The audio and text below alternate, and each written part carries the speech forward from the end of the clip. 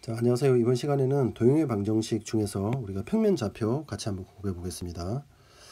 자, 우리가 해석계약은 바로 도형의 방정식을 다루는 건데요. 어떤 것이냐면 우리가 형태를 다루는 기하이죠.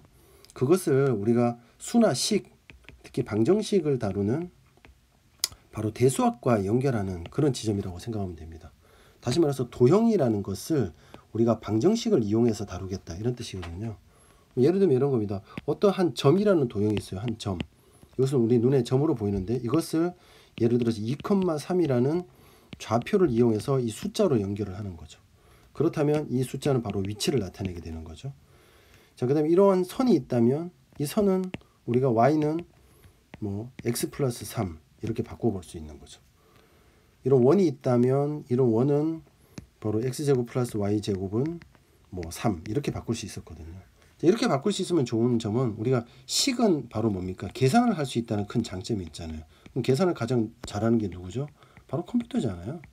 다시 말해서 이 도형의 문제를 컴퓨터한테 다 시킬 수가 있으니 얼마나 편하겠어요. 그렇죠? 자, 이렇게 하는 가장 첫 출발점은 바로 어떤 점의 위치, 이 위치를 바로 좌표로 표현하는 겁니다. 좌표로 표현함으로 인해서 바로 이 형태를 수로 표현할 수 있다, 이렇게 생각하면 됩니다. 자, 구체적으로 한번 들어가 볼게요. 자, 이 첫 출발이 바로 두 점 사이의 거리가 되는데요. 어떤 두 도형이 있을 때 이 도형 사이의 관계를 표현하는 첫 출발이 되고, 관계가 표현이 되면 도형의 뭐 크기라든가 모양이라든지 이런 것들이 이제 표현이 되게 됩니다. 한번 보죠. 자, 우리 도형을 다룰 때는 항상 이 차원이 기준이 되는데요. 1차원이라면 바로 수직선이 될 거고요.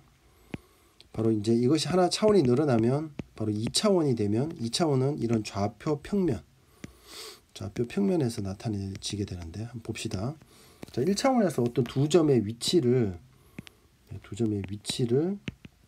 바로 이렇게 좌표로 표현했습니다. 표현했다면 두 점 사이의 거리는 당연히 빼주면 되겠죠. 그래서 x2 x1 이렇게 표현할 수 있고요. 자, 뭐 어느 쪽에도 빼든지 상관없으면 이렇게 절대값을 붙여주면 되겠네요. 자, 이것이 평면으로 확장이 되면 우리는 항상 기본은 2차원이 되면 x, y 따로따로 생각하면 됩니다. 그러니까 2차원은 1차원으로 분해하면 쉽죠. 따라서 A점의 좌표가 x1, y1이었고 B가 x2, y2라면 바로 x좌표만 따로 생각하면 이렇게 되고 y좌표만 따로 생각하면 이렇게 되잖아요. 근데 이것이 직각삼각형이 직교좌표이기 때문에 바로 직각삼각형. 자, 직각삼각형에서 변의 길이 사이의 관계, 바로 피타고라스 정리 생각할 수 있죠. 피타고라스의 정리 생각하면 바로 a제곱 플러스 b제곱인 빗변이 c제곱 된다. 그럼 이걸 적용해 보면 바로 x2 마이너스 x1의 제곱 플러스 y2 마이너스 y1의 제곱은 바로 선분 AB 제곱 이렇게 되겠죠. 선분 AB의 제곱 이렇게 되네요. 자, 그러면 자, 제곱을 넘기면서 루트를 씌워주게 되면 바로 여기 있는 공식 나오게 되겠죠. 그렇죠? 선분 AB는 루트 x2 마이너스 x1의 제곱 플러스 y2 마이너스 y1의 제곱. 자, 피타고라스 정리 생각하면 이거는 외우기 굉장히 쉽죠. 자, 원점이 되면 하나가 0이 되니까 바로 좌표를 루트 x1 제곱 플러스 y1 제곱 이렇게 되면 되겠네요. 자, 두 번째로 나오는 개념이 바로 네 분점 안으로 나눈다는 점인데요. 어떤 일정한 비율로 거리를 나누는 점 이렇게 됩니다. 이런 게 왜 필요하냐면 이런 겁니다. 직접적으로 우리가 볼 수 있는 게 지렛대의 원리 같은 거 생각해 볼 수 있어요. 지렛대의 원리는 바로 이런 거예요. 예를 들어서 어떤 막대기가 있는데 요 A 지점에 무게가 3kg만큼 걸려 있고 B 지점에 무게가 2kg만큼 걸려 있다. 그럼 어떤 점이 이 균형을 맞추는 점이 될까요? 자, 대충 감으로 생각을 해보니까 한 요쯤 될 것 같아요. 요쯤 돼서 이렇게 딱 놓으면 이게 딱 균형을 이룰 것 같아요. 저울이. 자, 어떤 겁니까? 바로 요게 2대 3으로 나누어지는 점이죠. 바로 얘랑 곱한 값이랑 얘랑 곱한 값이 같을 때 바로 균형이 되거든요. 자, 이런 어떤 굉장히 중요한 정리를 적용할 때 어떤 선분의 길이를 일정한 비율로 나누는 것들이 필요한데 바로 그런 것들을 내분점 이렇게 표현합니다. 자, 길이를 나누는 거니까 당연히 이 거리를 이용해서 두 점 사이의 거리를 이용해서 비율을 적용하면 되겠네요. 자, 그러면 그대로 쓰면 되겠네요. 자, x 마이너스 x1 이 부분이 바로 AP죠.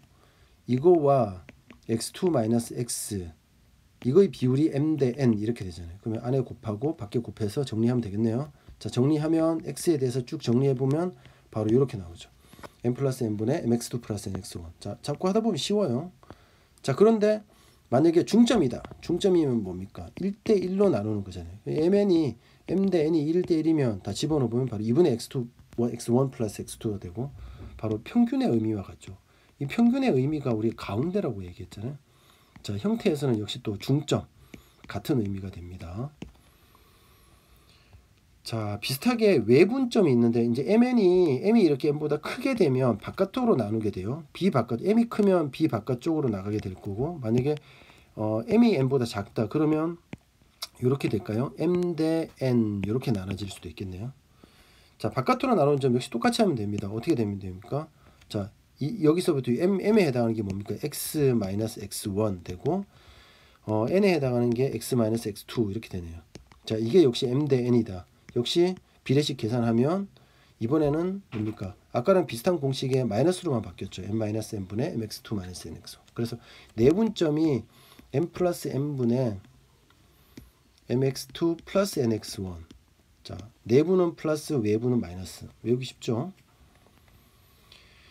자, 마지막으로 내분점 외분점이 바로 2차원에 된다면, 자, 2차원은 다 xy로 나누어서 1차원으로 나눠서 생각하자고 했죠. 복잡한 게 있으면 더 간단하게 만들어 봅니다.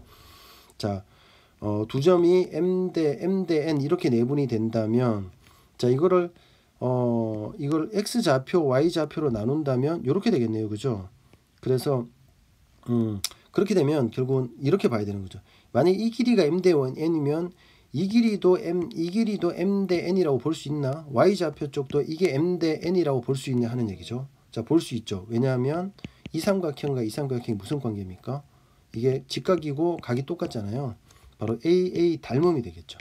자, 닮음이 되면, 자, 한 변에 m 대 n이면 나머지도 m 대 n이 되겠죠. 자, 그러면 이 근거에 의해서 우리가 x, y 다 따로따로 m 대 n으로 내분된다 생각하면 바로 각각을 따로따로 해보면 돼요. 해보면 뭐 예상했던 대로 x 좌표는 그대로 x를 기준으로 한 내분점, y 좌표로 y를 기준으로 한 내분점, 그대로 좌표 따로따로 하면 되고, 외분하는 점도 똑같습니다.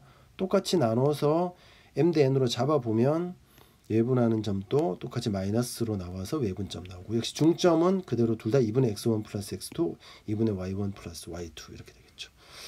자, 복잡하게 보이지만 굉장히 규칙성이 보이고요. 뭐 더 중요한 것은 사실은 기본적으로 우리가 알고 있던 좌표라든가 또 거리에 대한 개념, 이런 개념, 여기 닮음도 나오는데 이런 개념들을 적용하면 사실은 외우는 게 아니라 이해를 통해서 이런 공식들을 다 이해할 수 있습니다. 그러면 당연히 암기도 굉장히 편해지겠죠. 그래서 무조건 암적인 암기가 아니라 기본 개념들을 가지고 이해하는 방식으로 공부하는 것이 훨씬 더 좋은 공부 방법이 됩니다. 자, 다음 영상에서는 이어서 우리가 직선의 방정식 가보도록 하겠습니다.